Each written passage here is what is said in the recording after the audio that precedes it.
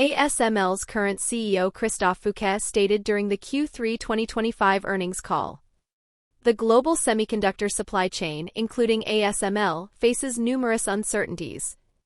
The rise of artificial intelligence has driven rapid growth in ASML's business, and demand for advanced chips and high-level DRAM memory within the international semiconductor industry will continue to increase. However, the mainland China market carries significant risks due to U.S. export restrictions. While Chinese companies maintain strong demand for ASML's lithography systems, they are developing their own lithography equipment with the intent to replace our products in the future. Concurrently, China is implementing export controls on its rare earth supply chain. Although this has not directly impacted ASML's operations at present, sustained export restrictions would significantly affect our business. This effectively means China is using rare earths to choke ASML's development. ASML's official Q3 2025 financial report shows that lithography systems delivered to mainland China accounted for 42% of total deliveries, a significant increase from 27% in Q2, making mainland China ASML's largest customer market for equipment that quarter. Despite mainland China becoming ASML's top international customer in Q3, it remains restricted from purchasing EUV and advanced immersion DUV lithography equipment due to multiple rounds of U.S. export controls. Instead, it can only acquire less advanced equipment compliant with U.S. export regulations. Some of this equipment will be delivered to joint ventures in mainland China, such as Samsung's Xi'an plant and SK Hynix's Wuxi facility. While these systems offer limited support for developing China's advanced chip industry, they play a crucial role in maintaining mature chip production capacity, supplying vast quantities of traditional semiconductor devices to global companies, and sustaining normal industrial operations. According to ASML's official announcement in 2024, the Dutch government revoked export licenses for two advanced immersion lithography systems, the NXT 2050i and 2100i, in January, impacting a small number of mainland Chinese customers. In September, the Dutch government introduced new export control measures, revoking permits for exports of immersion DUV lithography machines of models NXT 1970i, 1980i, 2000i, and above to China. EUV lithography machines had already been blocked by the U.S. government, which prohibits deliveries to mainland Chinese companies.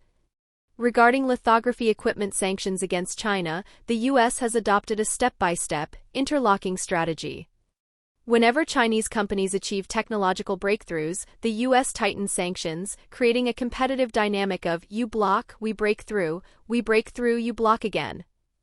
Lin Benjian, former vice president of TSMC and inventor of immersion technology, stated in an interview, "If you persistently impose sanctions on the chip industry and force mainland companies to pursue technological R&D, their technical teams might find alternative methods to circumvent your restrictions, much like DeepSeek. It didn't adopt your approach yet achieved comparable performance." When Chinese companies face dire straits, they intensify investment and technological development. Perhaps at some future juncture, China's chip enterprises will unveil astonishing product innovations. ASML's former CEO Peter Wennink also addressed this issue on the Dutch TV program Nieuwsuur. He remarked, "Completely isolating China in the chip industry is futile. If we don't share technology, they will develop it themselves." China possesses formidable innovation capabilities, often arriving at conclusions and technological directions we hadn't considered. U.S. sanctions and blockades effectively hand over the Chinese mainland market to American equipment manufacturers. This will force Chinese companies to become even more innovative. Ultimately, U.S. sanctions are weakening themselves. At this stage, Chinese companies have already undertaken intensive technological breakthroughs in manufacturing equipment. SMIC is one of the earliest Chinese companies to capture technological high ground in this field. Their advanced etching machines are already deployed on TSMC's 5nm production lines.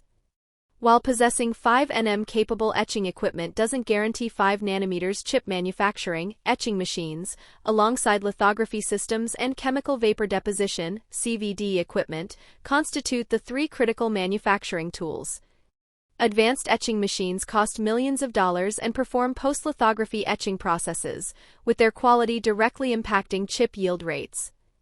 Beyond SMIC, domestic equipment manufacturers including Northern Huachuang Semiconductor Manufacturing International Corporation (SMIC), Topjet Technology, Shanghai Microelectronics and its independent division Core Microassembly, and Xian Kai Lai are also tackling technological challenges across multiple bottleneck product segments such as lithography machines, etching machines, deposition equipment, cleaning machines, and inspection equipment.